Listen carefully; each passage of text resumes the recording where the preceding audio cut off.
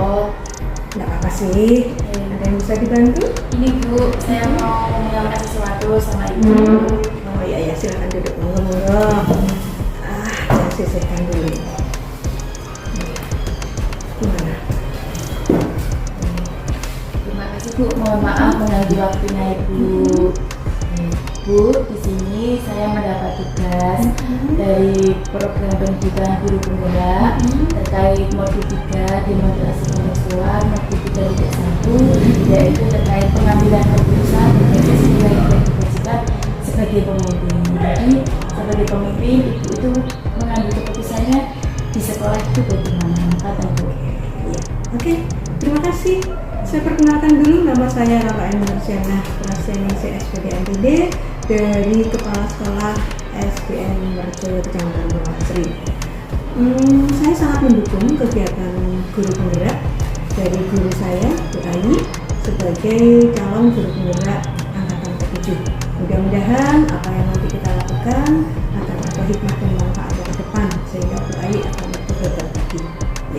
Baik Bu Ayi, monggo silahkan pertanyaannya. Terima kasih Bu Emi atas dukungan dan motivasinya selama ini dari Ibu. Tanpa dukungan Ibu, saya juga akan kesulitan mengerjakan tugas-tugas di pendidikan guru penggerak ini. Terima kasih Bu.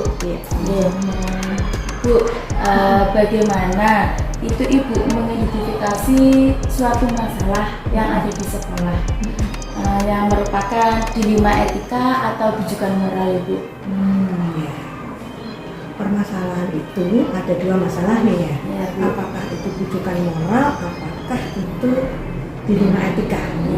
Tentu permasalahan ini harus kita identifikasi dulu. Apakah itu masuk di dilema permasalahan itu kedua-duanya sama-sama benar nih? Sementara permasalahan yang satu apa tadi? Bujukan moral, tentu karena itu berkait dengan bujukan moral pasti ada yang benar, ada yang salah di mata hukum. Itu harus kita identifikasi dulu sebelum kita mengambil keputusan. Bu. Jadi kalau ada masalah Ibu akan mengidentifikasi dulu Ibu itu merupakan suatu masalah yang benar lawan benar atau benar lawan salah. Seperti itu Ibu. Jadi nanti kalau benar lawan benar itu adalah dilema etika. Kalau benar lawan salah yang sudah melanggar hukum itu merupakan bujukan dan salah. Identifikasi dulu. Kemudian Ibu setelah mengidentifikasi masalah tersebut, bagaimana Ibu menjalankan atau mengambil keputusan terkait masalah tersebut apabila masalah tersebut itu benar lawan benar dan sama-sama merupakan mengambil nilai kebajikan yang sama-sama kuat gitu Bu. Bagaimana Ibu mengambil keputusannya?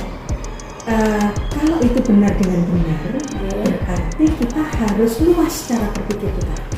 Kita harus mencari informasi dengan berbagai sudut pandang, di mana sudut pandang itu kemudian kita bisa menimbang-nimbang permasalahan itu karena ini benar dan benar sama-sama kuat, maka kita mengambil keputusannya secara win-win solution, sehingga dua-duanya tidak ada yang merasa dirugikan, dua-duanya merasa dimenangkan, dan yang paling penting keduanya juga akan merasa senang dan puas dengan keputusan yang kita berikan. Jadi apabila ada masalah yang benar lawan benar sama-sama kuat nilai itu Ibu akan mengidentifikasi juga akan melihat dari sudut pandang yang luas Ibu, supaya tidak ada yang dirugikan juga. Kemudian setelah Ibu mengidentifikasi kasus tersebut, kemudian langkah dan prosedur apa yang akan Ibu jalankan untuk pengambilan keputusan tersebut? Oke, terkait sama langkah-langkah ini ya. Berarti yang pertama kali harus kita pahamkan apa yang menjadi faktor penyebab timbulnya masalah itu.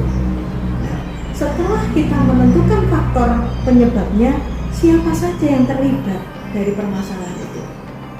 Nah, berikutnya orang-orang terdekat dari orang-orang yang terlibat dari masalah itu juga kita korek informasinya, sehingga nanti setelah kita mendapatkan berbagai informasi, kita lakukan rapat dengan dewan guru, rapat dengan orang-orang yang terlibat, baru kita bisa membuat solusi dari keputusan itu, sehingga keputusan yang nantinya akan kita berikan benar-benar sudah melalui proses menimbang dari berbagai sudut pandang. Jadi antara rujukan moral maupun etika itu tidak ada masalah lagi karena kita sudah mendapatkan informasi dari banyak versi gitu. Begitu ya Bu ya, jadi itu pertama akan lihat apakah terpenyebab masalahnya, kemudian akan menghubungi orang-orang terdekat dari yang bersangkutan punya masalah, kemudian akan melakukan kolaborasi ya Bu ya dengan warga sekolah dalam pengambilan keputusan tersebut. Nggak boleh kita secara diktator gitu, nggak bisa. Iya Bu, wah luar biasa sekali Bu. Kemudian setelah itu mempunyai langkah-langkah dan prosedur seperti itu, Bu, kira-kira apa yang Ibu anggap efektif dalam pengambilan keputusan tersebut? Nah, ini efektifnya kita dalam mengambil keputusan berdasarkan dari analisa dan solusi terbaik yang sudah kita berikan tadi. Iya. Jadi setelah kita menganalisis, kita mengajak bicara, kita rapat, solusinya bisa kita temukan. Dari situ kita bisa menentukan, oh ternyata apa yang sudah kita berikan sudah memberikan kepuasan kepada mereka yang memiliki masalah. Dan nanti baik kalau jadi pemimpin akan lebih baik lagi dan menemukan solusi yang luar biasa. Terima kasih Bu. Wah, setelah menentukan prosedur, Ibu akan menganalisis kasus-kasus tersebut itu ya Bu ya, sampai menemukan jalan keluar atau keputusan yang terbaik. Ibu, selama Ibu pengambilan keputusan di Divisi 5 Etika itu, apakah ada tantangan tersendiri Bu dalam pengambilan keputusan yang Ibu ambil sebagai seorang kepala sekolah? Nah, tantangannya pasti kalau kita berbicara tentang rujukan moral itu sesuatu yang udah pasti ya. Ada yang benar, ada yang salah. Jadi otomatis kita berada di pihak yang benar dong. Jangan kita mengambil keputusan pada ngikutin orang yang salah. Yang menjadi tantangan terbesar kita sebagai seorang pemimpin kalau kita harus menentukan masalah di mana kedua-duanya benar dan kedua-duanya ngotot ingin diambil permasalahan itu dianggap sesuatu yang menurut A ini benar, menurut B ini benar. Nah, kita harus bisa menyatukan. Jadi jangan permasalahan itu menjadi sesuatu yang nantinya akan semakin besar. Permasalahan itu seperti karang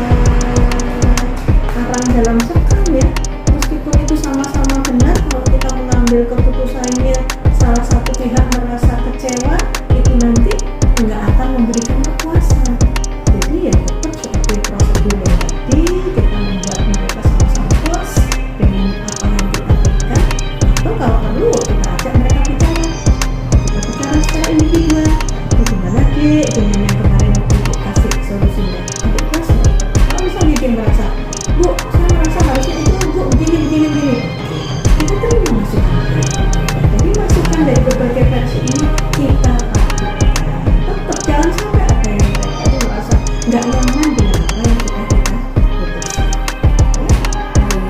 Jadi harus ada komunikasi juga Bu ya, komunikasi yang baik. Komunikasi Ibu, dalam mengambil keputusan tersebut Bu, apakah kalau Ibu menjumpai kasus atau masalah, Ibu akan menyelesaikan seketika kasus tersebut atau akan menjadwalkannya?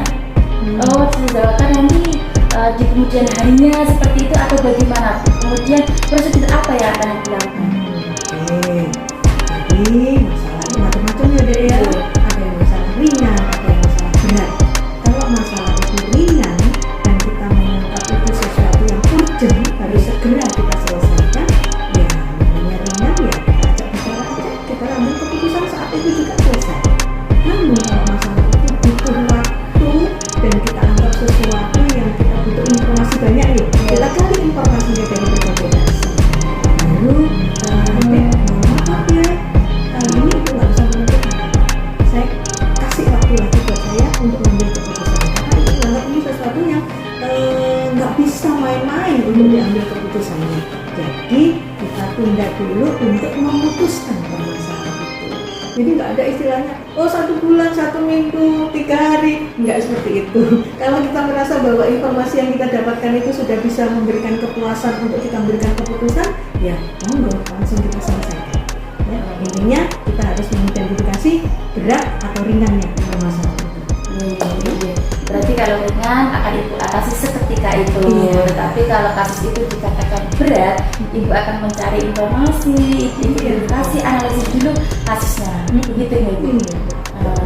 Bu, selama Ibu mengambil keputusan sebagai seorang kepala sekolah nih, kira-kira apa yang membuat menjadi motivasi atau yang mendukung dalam Ibu mengambil keputusan tersebut?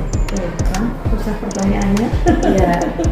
Pasti yang mendukung seorang kepala sekolah memimpin sebuah lembaga pendidikan, dukungan itu tidak lepas dari para guru, para murid, stakeholder yang terlibat dalam suatu instansi di mana kita bernaung di bawahnya. Jadi kita nggak bisa tiba-tiba saja memberikan keputusan secara diktator, nggak boleh itu. Jadi tetap komunikasi, itu kuncinya. Berarti ada komunikasi yang baik, juga kolaborasi dengan warga sekolah, semua stakeholder yang ada di sekolah. Gitu ya Bu ya. Kita nggak boleh mengecilkan anak loh. Peserta didik itu harus kita utamakan dari apapun itu. Jadi kalau ada permasalahan terkait dengan peserta didik, nah itu nggak bisa main-main kita, karena sejatinya kita berada di lingkungan pendidikan, ya peserta didik yang harus kita lebih utamakan. Ibu sangat luar biasa sekali Bu Emi. Bu, ya udah deh, nantinya adik kalau jadi pimpinan juga kan seperti itu. Ibu kan udah lama jadi kepala sekolah nih. Bu, dari semua hal yang Ibu sampaikan tadi, kira-kira apa yang dapat Ibu petik sebagai seorang pemimpin, seorang kepala sekolah dalam mengambil keputusan itu Bu? Dalam mengambil keputusan tentu saja akan menjadikan kita semakin dewasa, akan membuat kita semakin bijaksana, sehingga kita tidak lagi grogi kalau ada masalah. Kita akan menghadapinya dengan tenang, kita akan menerima apapun itu dengan lapang dada, meskipun sebagai seorang pemimpin hati kecil kita ada sesuatu yang kita kecewa dengan apa yang kita putuskan. Tapi kalau memang itu menjadi sesuatu yang terbaik buat warga sekolah dan buat mereka yang bermasalah, ya kita harus menerima. Jadi kuncinya akan mendewasakan diri kita. Sangat luar biasa sekali Bu Emi.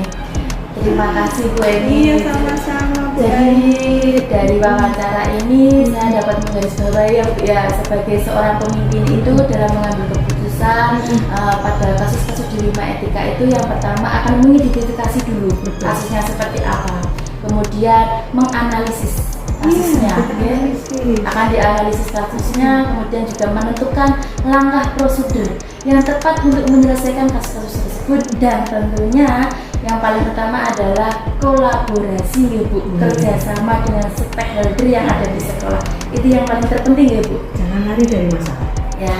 Jangan lari dari masalah, karena masalah akan mendewasakan kita. Itu kuncinya. Iya. Berarti kalau masalahnya juga ringan harus segera diselesaikan, jangan menunda-nunda. Iya, seperti itu ya Bu ya. Masalah berat pun sebenarnya kita juga nggak akan menunda, tapi kita harus cari informasi yang lengkap. Jangan kita mengambil keputusan yang salah. Iya. Wah, terima kasih Bu Emi atas wawancaranya. Alhamdulillah. Iya. Terima kasih teman-teman. Mudah-mudahan bermanfaat. Dari apa yang kita sampaikan itu akan menjadi pembelajaran sehingga ke depan calon guru penggerak angkatan ke-7 akan menjadi seorang pemimpin yang lebih hebat lagi di masa depan. Terima kasih. Terima kasih Bu Emi. Assalamualaikum warahmatullahi wabarakatuh.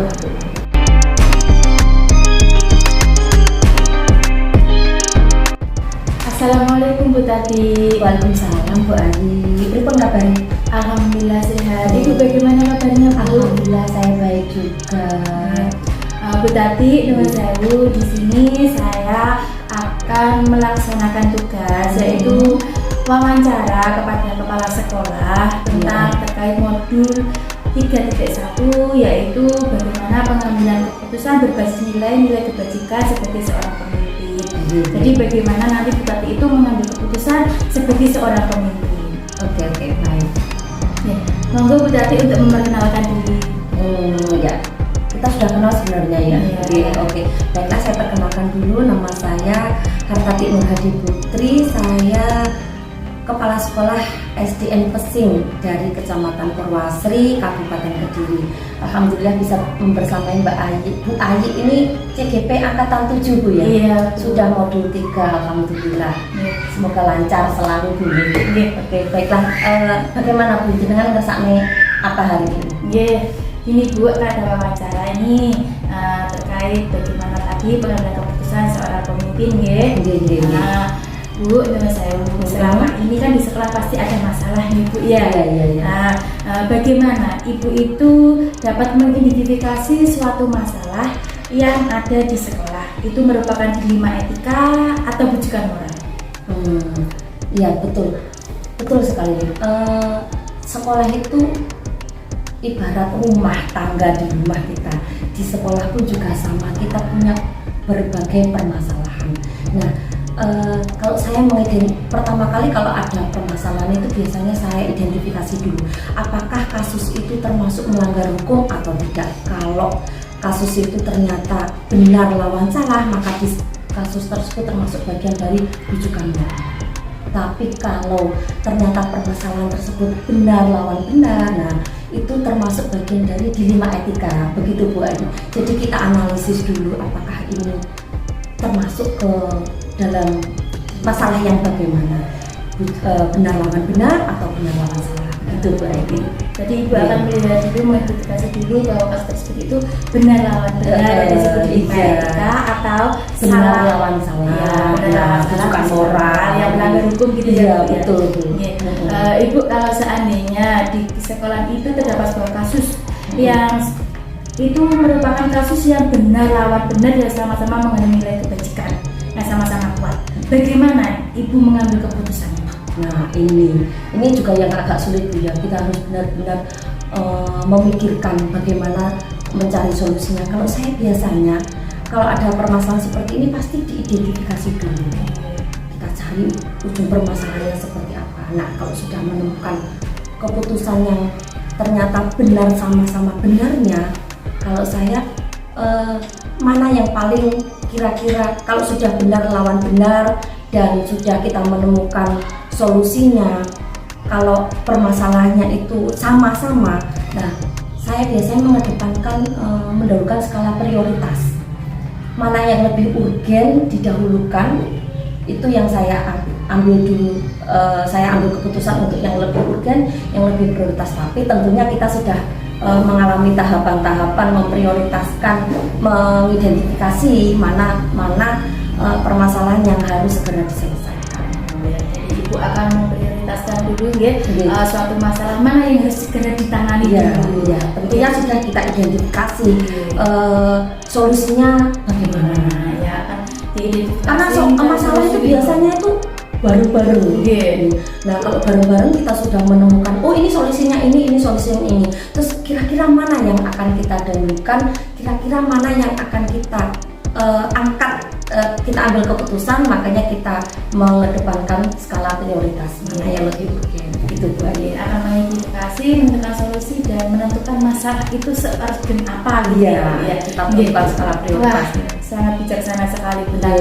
Kemudian Ibu dalam mengambil keputusan tersebut, langkah-langkah apa atau prosedur apa yang akan Ibu laksanakan tuh? Bagaimana Ibu?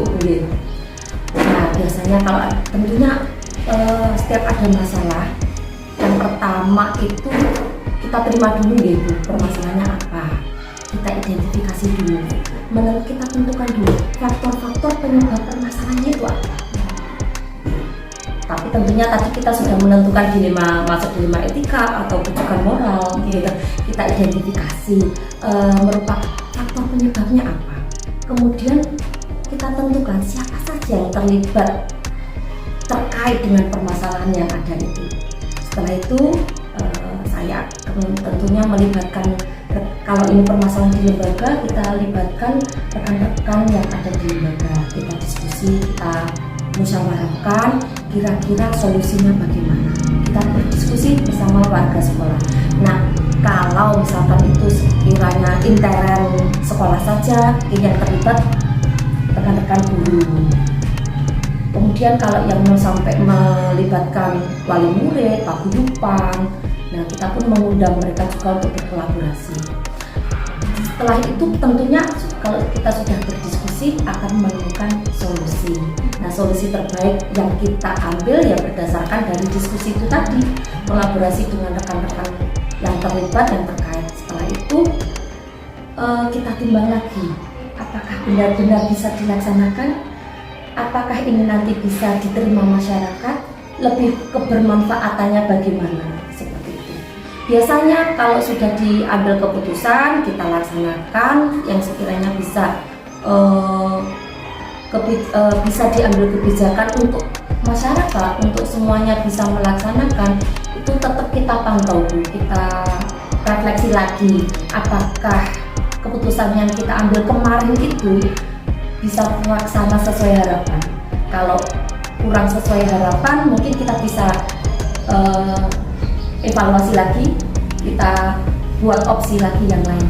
Tapi kalau sudah berjalan dengan baik sesuai harapan, ya sudah, alhamdulillah, berarti itu keputusan memang sudah yang paling tepat dan yang bijaksana, seperti itu langkahnya. Jadi nggak hanya mengambil keputusan tapi nggak dipantau ya Bu ya. Iya. Kalau keputusan itu tidak dari saya sendiri, tentunya saya libatkan pihak-pihak yang terkait, komunikasikan. Luar biasa sekali Bu Tati ini. Sudah ada solusi tapi tetap memantau bagaimana berjalannya dari solusi tersebut. Tidak semua serta merta ini yang sudah terbaik kemarin sudah. Kita evaluasi lagi. Luar biasa sekali Bu Tati dalam langkah-langkah atau prosedur yang Ibu punya itu dalam menyelesaikan suatu kasus. Jadi Ibu itu selain menolong, menentukan atau mencari solusi yang terbaik, ternyata dari solusi itu Ibu akan terus memantau untuk melihat seberapa jauh kemajuan atau tercapainya suatu solusi sesuai harapan atau tidak, seperti itu. Selain menentukan prosedur yang sangat luar biasa Ibu Tati, Ibu Tati dalam pengambilan keputusan apa yang dianggap sangat efektif dalam pengambilan keputusan sebagai seorang pimpinan? Yang paling efektif menurut saya, setiap kita mendapat permasalahan, kita harus berpikir panjang. Kita tidak bisa berpikir cepat langsung memutuskan, tidak. Yang pertama harus kita analisis. Kita analisis permasalahan tersebut. Nah, kalau sudah mampu menganalisis, kita pilah-pilah, kita mencari solusi. Kita cari solusi terbaik. Nah, solusi terbaik itu harus kita perhatikan juga. Ini berkaitan dengan peraturan, kode etik sudah sesuai atau belum. Kadang kita mengambil keputusan tanpa memperhatikan ternyata ada bertentangan dengan peraturan, kode etik seperti itu. Nah, itu yang harus diperhatikan juga. Setelah itu hasilnya dari keputusan yang kita ambil itu kira-kira bisa diterima atau tidak, bisa dilaksanakan atau tidak. Jadi selain kita menganalisis, kita ambil keputusan yang terbaik, kita perhatikan apakah bertentangan dengan norma-norma, dengan aturan, bisa diterima dan dilaksanakan atau tidak. Menurut saya itu kita harus memperhatikan itu. Nah, kalau sudah perhatikan semua itu, insya Allah bisa dilaksanakan. Jadi Ibu akan menganalisis kasus tersebut, kemudian mencari solusi yang terbaiknya. Apakah solusinya itu nanti tepat juga untuk menangani kasus tersebut? Jadi bertentangan atau tidak dengan aturan. Itu ya, sangat bagus sekali ya Bu. Dalam pengambilan keputusan Bu Tati selama ini sebagai seorang pimpinan, apa sih tantangannya? Tantangannya yang menurut saya yaitu tadi ya, pertama itu dalam menentukan deal keputusannya itu loh. Itu kadang menjadi dilema. Apakah ini sudah benar-benar tepat atau belum, itu merupakan tantangan bagi saya. Menentukan pertama kali dulu yang menurut saya sulit itu kadang ini termasuk dalam ranah dilema etika atau rujukan moral ya. Karena kita perlakuannya beda untuk menangani kasus, menganalisisnya dulu itu tantangan saya menurut saya. Nah, kalau sudah deal keputusannya itu masih ada juga tantangannya. Kira-kira ini nanti bisa benar-benar dilaksanakan atau tidak ya? Seperti itu ya. Tantangannya juga sangat sulit ya Bu ya. Tetap gimana ya? Ya harapannya kita manusia biasa, kita sudah berusaha maksimal untuk berkolaborasi, tidak memutuskan sendiri, kita tanggung bersama. Nah, itu kemungkinan lebih menguatkan kita dalam mengambil keputusan. apalagi kalau ketemu kasus yang di dunia etika itu ya Bu ya, Iya, itu rawan sekali. sangat sulit ya Bu ya untuk menentukan suatu solusinya ya. Rawan sekali. Oke. Ibu tadi dalam pengambilan keputusan itu suatu kasus di dunia etika, bagaimana Ibu untuk menyelesaikan atau menanganinya? Apakah akan Ibu lakukan seketika itu atau akan Ibu jadwalkan di kemudian hari atau bagaimana Bu dalam pengambilan keputusan tersebut?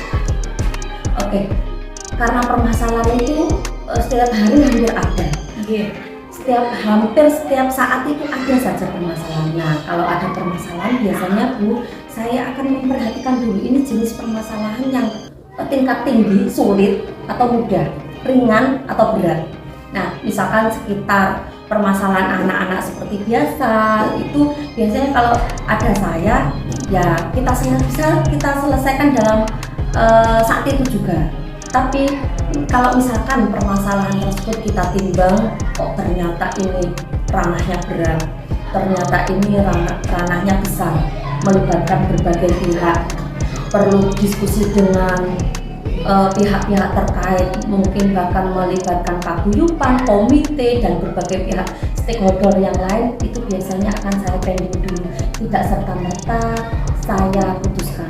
Saya perlu berpikir lambat istilahnya, tidak bisa berpikir cepat, berpikir lambat untuk menghasilkan sesuatu yang tepat. Nah, itu saya pending dulu, saya rapatkan dulu solusinya bagaimana. Seperti itu Bu Ayu. Jadi Ibu itu akan melihat dulu ya Bu ya, kasusnya itu merupakan kasus yang skala ringan atau berat atau tinggi gitu ya. Kalau ringan akan Ibu selesaikan dalam sekali tempo ya. Tapi kalau kasus itu sudah dirasa atau berat akan melibatkan berbagai pihak, ya Ibu akan melakukan koordinasi dulu ya, untuk menjadwalkan penyelesaian, mencari solusi. Atau kadang gini juga, mana yang kalau sekiranya walaupun berat tapi urgen itu kita harus berpikir langsung langsung dengan rekan sejawat kita rapatkan seperti itu. Tapi kalau memang ini masih bisa dibuat untuk berbagai, kita pikirkan lebih panjang lagi, nah itu bisa saya pikirkan lebih matang lagi. Berarti dilihat itu skala prioritas. Ya, kita buat skala prioritas untuk keurgenannya juga ya Bu. Selain ini itu Ibu dalam pengambilan keputusan sebagai seorang pimpinan itu, apakah ada faktor-faktor atau orang yang menjadi pendukung dalam Ibu sebagai seorang pimpinan saat mengambil keputusan kasus-kasus tersebut? Tentu saja, orang saya tidak sendiri, di lembaga ini bukan milik saya sendiri. Nah, lembaga ini merupakan satu kesatuan yang melibatkan berbagai pihak, mulai dari saya sendiri sebagai pimpinan, rekan-rekan guru dan stakeholder semuanya, murid. Nah, itu semuanya ikut terlibat, tergantung juga permasalahan yang ditimbulkan, permasalahan yang timbul, permasalahan yang ada itu melibatkan siapa saja, seperti itu. Saya tentunya berkolaborasi dengan semuanya. Jadi Ibu akan berkolaborasi dengan semua berkomunikasi dan menjalin komunikasi yang baik dengan semua itu sangat penting. Kalau dibatin saja terus kita memunculkan solusi sendiri, nah itu lebih berat. Tapi kalau kita kolaborasi, itu dikomunikasikan, hasilnya lebih maksimal, semuanya bisa tahu, kita kerjasama itu lebih enteng daripada di angan-angan aja ya Bu. Hasilnya lebih maksimal, kita tanggung bersama, baik buruknya kita yang menanggung bersama, insya Allah. Tapi kalau kita sudah kolaborasi, itu insya Allah sudah hasil yang terbaik. Yang penting itu harus menjalin kolaborasi, komunikasi yang baik dengan semua stakeholder apabila kita menjumpai kasus mengalami permasalahan kasus seperti itu. Hampir setiap hari tidak pernah kita nggak ada permasalahan walaupun ringan-ringan, pasti ada. Si murid-murid yang kita harus tanggap. Sebagai seorang tidak membiarkan begitu saja. Luar biasa sekali. Berarti dari semua yang Ibu sampaikan tadi Bu ya, apa kira-kira yang dapat Ibu ambil, Ibu petik sebagai seorang pimpinan itu apa Bu? Sebagai seorang pimpinan dalam mengambil keputusan. Iya. Ya. Dalam mengambil keputusan sebagai seorang pimpinan kita harus bijaksana. Bijaksana, kata bijaksana itu mudah diucapkan, tapi sulit untuk dipraktekkan apabila kita tidak memandang satu kesatuan ini secara utuh. Jadi kita bisa dikatakan bijaksana apabila kita mau berkomunikasi, mau berkolaborasi dengan semua pihak yang terkait. Nah, kalau sebagai pimpinan kita sudah bisa berkolaborasi, berkomunikasi dengan teman-teman, dengan stakeholder, itulah akan kebijakan itu akan tumbuh, akan muncul seperti itu. Dan bijaksana dengan Bu ya, sesuai aturan juga. Sesuai aturan. Sangat bagus sekali ya Bu Tati ya ini. Ya, saya mencoba untuk konsisten ke arah sana Bu, karena semakin kita berada di lingkungan yang luas, ruang banyak, itu permasalahan pun juga banyak. Jadinya saya pun tetap harus selalu melibatkan teman-teman yang ada dalam permasalahan tersebut. Menjadi seorang pemimpin yang lebih bijaksana Bu. Harapannya begitu. Ya, seperti itu Bu Ayi. Semoga jawaban saya bisa membantu rasa penasaran jenengan terkait dengan pengambilan keputusan sebagai seorang pimpinan. Itu ternyata tidak mudah. Tidak mudah ya Bu ya ternyata. Iya, karena ini bukan milik kita sendiri, ini milik orang banyak. Satu kesatuan yang notabene ini harus kita angkat bersama.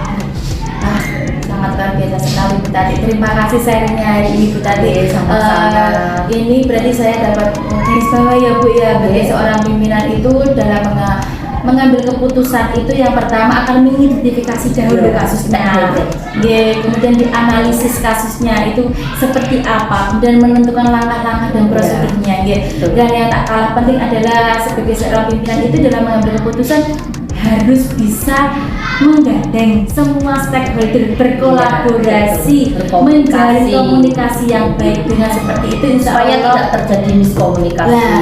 Kemudian kalaupun solusi sudah ada akan memantau terus ya Bu ya, memantau bagaimana apakah bisa dilaksanakan sesuai harapan. Kalau sesuai harapan, nah itu memang harapan kita. Kalau ternyata tidak sesuai, ya kita evaluasi lagi. Kita buat opsi-opsi pilihan yang lain yang tentunya supaya bisa dilaksanakan, bisa diterima dan menghasilkan hasil yang sesuai dengan harapan kita. Jadi tidak semata-mata kalau sudah ketemu solusinya sudah enggak seperti itu. Enggak Bu ya, tetap harus dipantau, dievaluasi juga. Wah, semoga Bu Tati dapat menjalankan tugas sebagai seorang pimpinan dengan yang sangat bijaksana yang Ibu katakan tadi. Terima kasih. Terima kasih sharingnya Bu, terima kasih juga dukungannya kepada saya.